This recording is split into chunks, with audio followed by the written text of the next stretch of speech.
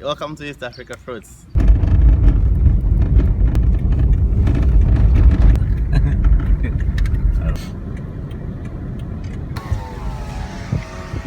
Welcome to East Africa Fruits. And I take you around and show you how we process fruits and get them to the market. So here is the entrance for when the products come in. So for example, today we have potatoes from the southern highland of Tanzania in Beira. They get in from here and then they'll be processed. Now it's manual processing. We're looking to do to have machineries to process about 5 tons an hour. Right now we're processing 10 tons a day. So the machine will help us increase the capacity. And this is where all the produce get in. I'll show you. So this is where now all the materials, raw materials come in. We can do the changeover and just. We gotta get fast. We want to make sure that we have the high standard supplying to the local market, making sure that our consumers get the safest foods on the tables. Usually, more than 60% of our foods that goes to the local market has traces of fertilizers or pesticides.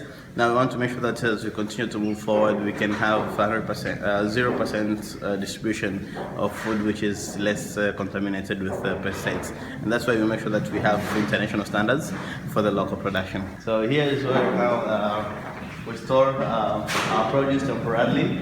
Because we are designed to have the cold room, a raw material cold room in this area. And then this is where now all the sorting is done. So they do manual sorting. The sorts in grades, so the smaller ones, the bigger ones, and the bad ones. So we usually have 3 grades. And then once the sorting is finished,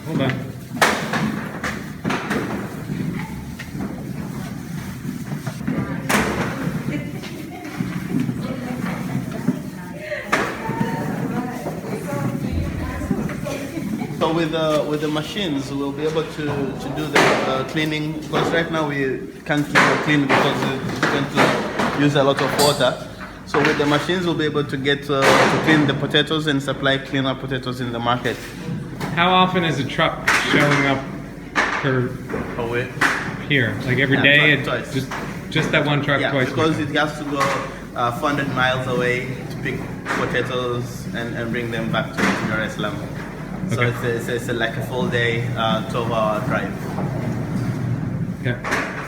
So here we have some of the onions, which are basically second grade for the vendors. So we usually maintain the buffer because we have daily orders from the hotels, restaurants, cafes, and street vendors. So we have to maintain the small buffer to be able to supply them on a daily basis. How often does the truck go into Dar?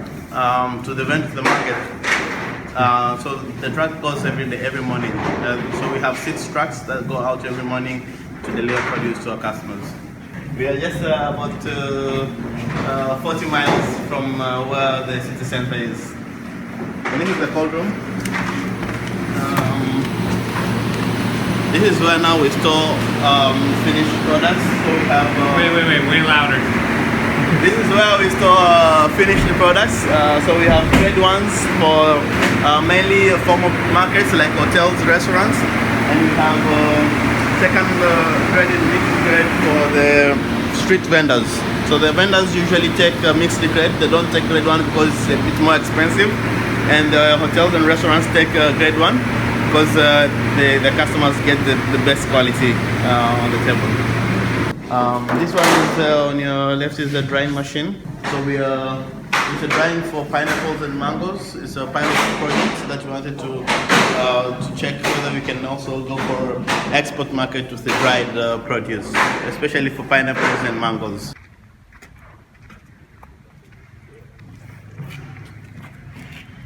So here is it's temporarily a rice processing area. Of course, we're going to move it to make this as a tomato processing area. So one of the other cold rooms is going to be built here. Our rice is premium rice. It's branded Onja. Onja means taste. Onja is a Swahili word of taste. It's a number 3 brand right now in the market, but next year will be number 1. simply because we'll be able to add more volumes in the market.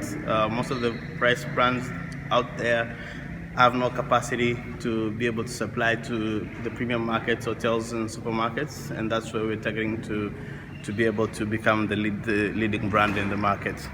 So that one is the rice grading machine. So it grades the rice from the fine rice and the broken rice.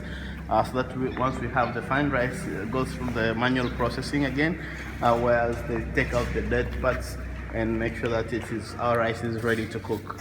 So they take out the dead stuff like these ones, which is not good for cooking, and then it remains clean and straight ready to cook rice. Hold on. Looking through every grain of rice? Yes. Let me say that again. She's manually looking through every grain of rice. She is manually looking at every grain of rice to be able to separate the dirty stuff and the fine rice. Wow. How do you do that at scale? At the scale, we'll definitely be able to have a machine that will do the sorting part and then the stoning part. And that way will help us process 10 tons a day. Right now we're only processing about 3 tons a day. So with machines we can more than triple the size of our growth. So the women downstairs who are currently sorting potatoes, when they're done with all those bags of potatoes, they'll come up and come to the rice and sort rice. Yeah. All right. So you have a staff busy every day. Yeah, every day. But usually they're just looking at rice grains. Yeah.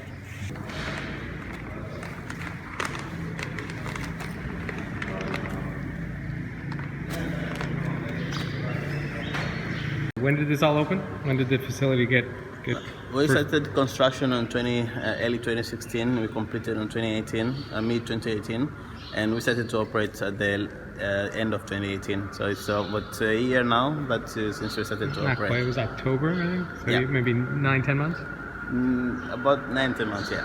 Correct. And where were you doing the processing before that? So we never had rice processing before, and we rented a small cold room, basically a 20-feet cold room, and that's where we were processing all our produce from. And most of our produce went directly to the public markets, where we got losses and small margins to operate the business. That's why maintaining our own cold chain logistics and our own factory and distribution system also important to our business. It's East Africa fruits. Can you list the fruits and vegetables in So, kind of descending order of quantities? Yeah, so right now potatoes are leading products. We have tomatoes, we have onions, we have pineapples, we have avocados, apples and bananas that we are supplying to our customers in a daily basis.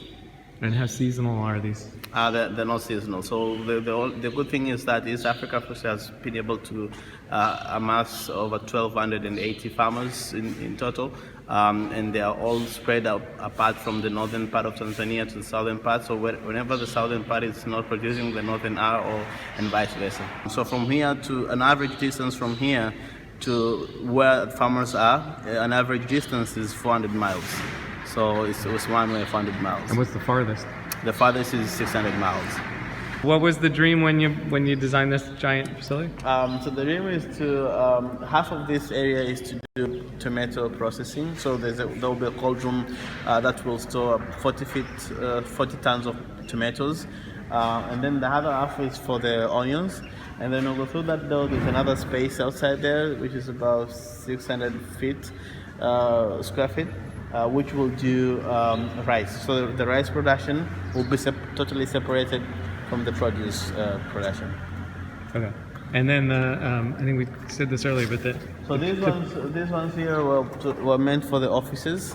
So what we were thinking was to have enough offices so that this building could go. So in 2 or 3 years, or 5 years. 5 years, yeah. That's where we can utilize the poles and do more offices, of course.